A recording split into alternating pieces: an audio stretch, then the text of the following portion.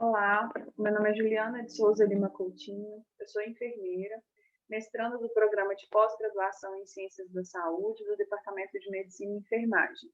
Hoje eu vou apresentar para vocês o meu trabalho, que é sobre as estratégias educativas utilizadas na capacitação de cuidadores de idosos.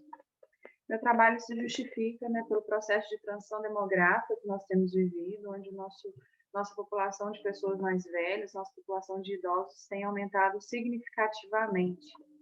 Esse processo de envelhecimento frequentemente ele vem associado a complicações patológicas que acarretam na diminuição da funcionalidade desses idosos, que por vezes precisam aí do auxílio de um cuidador para a realização das suas atividades de vida diária.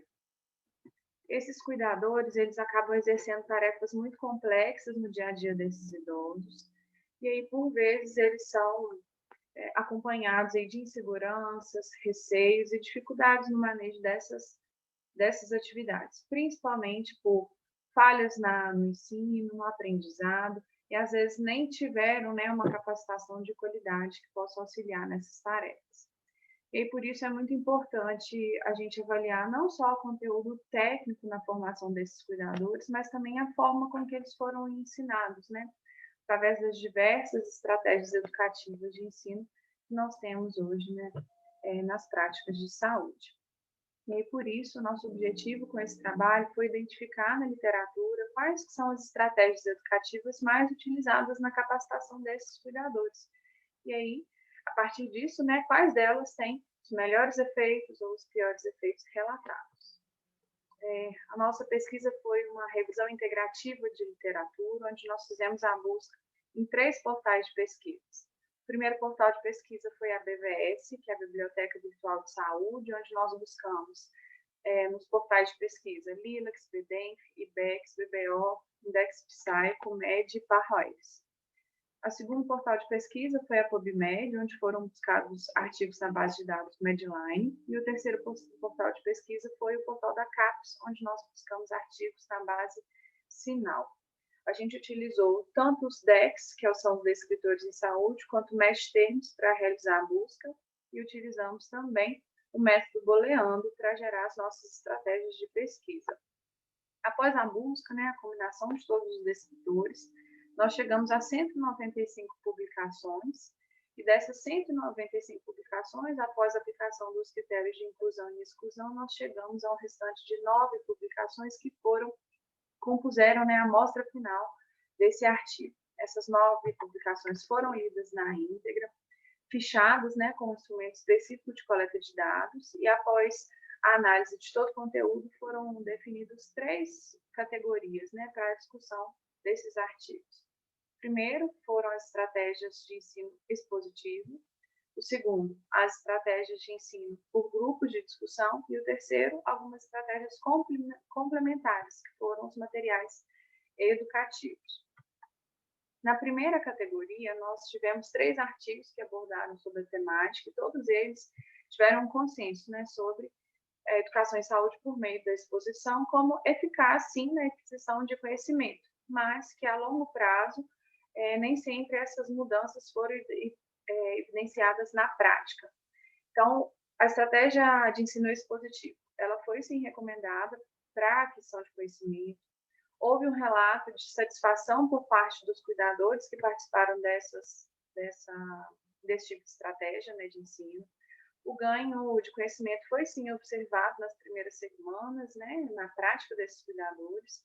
Eles demonstraram segurança, eles demonstraram facilidade nos treinamentos quando eles percebiam segurança profissional por quem estava ministrando os treinamentos, mas quando se falou a longo prazo, não tivemos evidência que esses treinamentos fizeram mudanças práticas no comportamento desses cuidadores.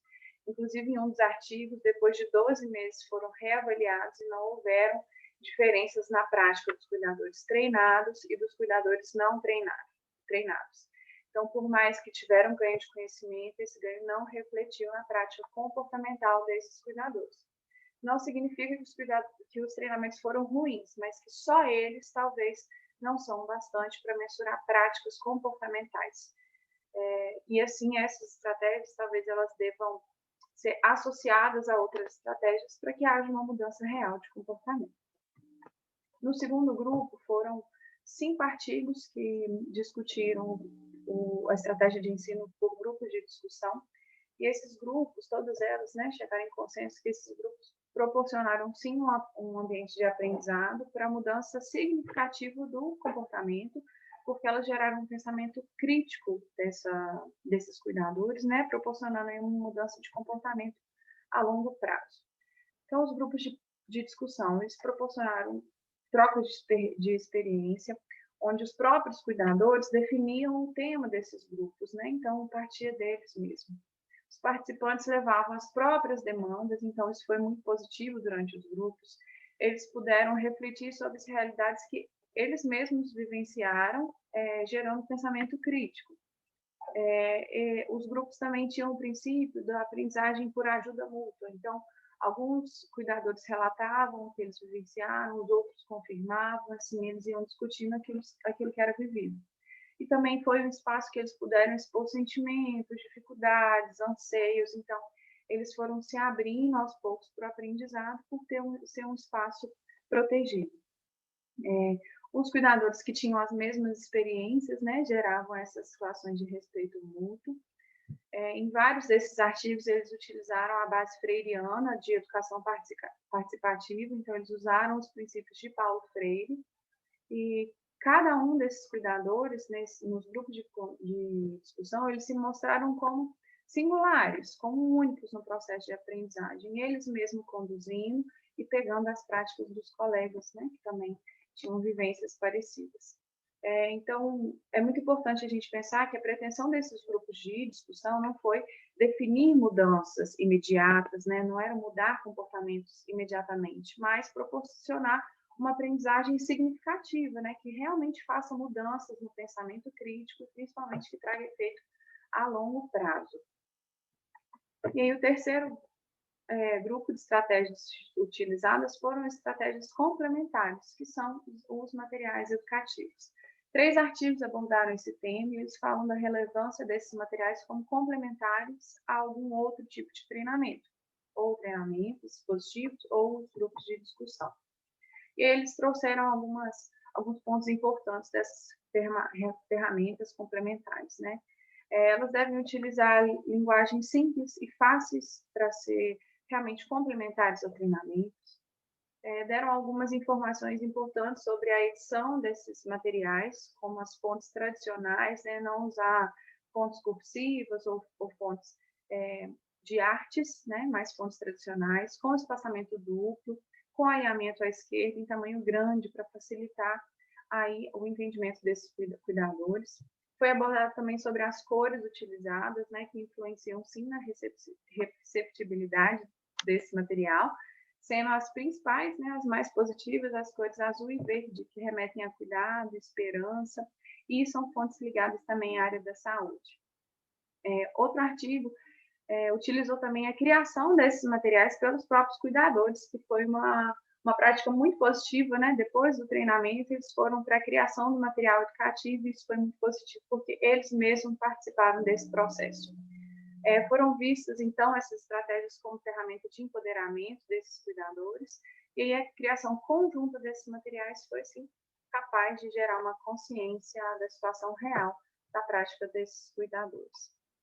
Então, por fim, nós temos assim que foram encontradas sim estratégias com bom efeito para a aquisição de conhecimento, mas que talvez individualmente não tenham o efeito desejado, né, de mudança prática, comportamental desses cuidadores. O grupo de discussão foi a estratégia que pareceu proporcionar um aprendizado mais duradouro, né, causou reflexão nesses cuidadores e trouxe mudança a mais longo prazo. Espera-se, assim, né, que os profissionais de saúde consigam utilizar dessas estratégias para instigar a mudança comportamental desses cuidadores e desenvolver autonomia, né, mais segurança para a prática deles no dia a dia. E aí nós sugerimos, né, a associação de várias estratégias, de pelo menos 2 estratégias, para que a gente consiga tanto a aquisição de conhecimento teórico quanto a mudança comportamental a longo prazo. Essas foram as nossas principais conclusões. Agradeço a atenção de todos. Boa tarde.